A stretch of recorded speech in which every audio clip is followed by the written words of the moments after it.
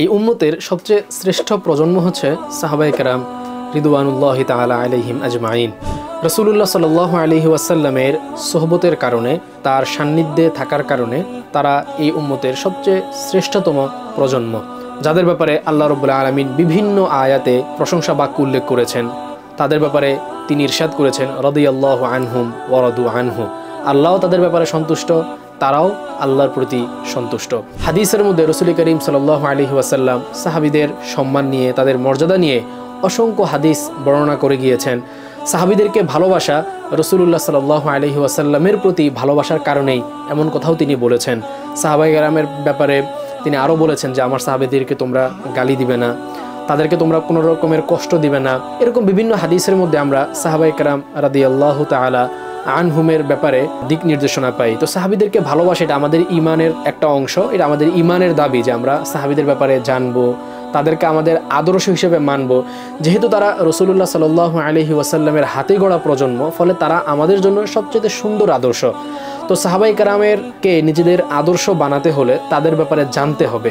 আর সাহাবীদের ব্যাপারে জানার জন্য সবচেয়ে চমৎকার এবং সুন্দর একটি বই হচ্ছে রাফাত পাশা রহমতুল্লাহি আলাইহির লেখা সুয়ারুম মিন হায়াতিস সাহাবা। এটি আরবিতে লেখা বিশ্ববিখ্যাত একটি গ্রন্থ।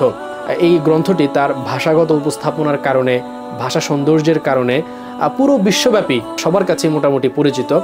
তো এই সুয়ারুম মিন হায়াতিস সাহাবা এই বইটারই বাংলা ভাষায় এই বইয়ের হক আদায় করে, মানে আরবিতে বইটি যেরকম সাহিত্যপূর্ণ এবং চমৎকার উপস্থাপনার একটি বই ছিল, ঠিক তদ্রূপ বাংলাতেও সেই মূল বইয়ের যে আবেদন, মূল বইয়ের যে মান, এটাকে অক্ষুণ্ণ রেখে বাংলা ভাষায় বাংলা ভাষী পাঠকদের জন্য বইটিকে ভাষান্তরিত করেছেন মাওলানা মাসুদুর রহমান সাহেব।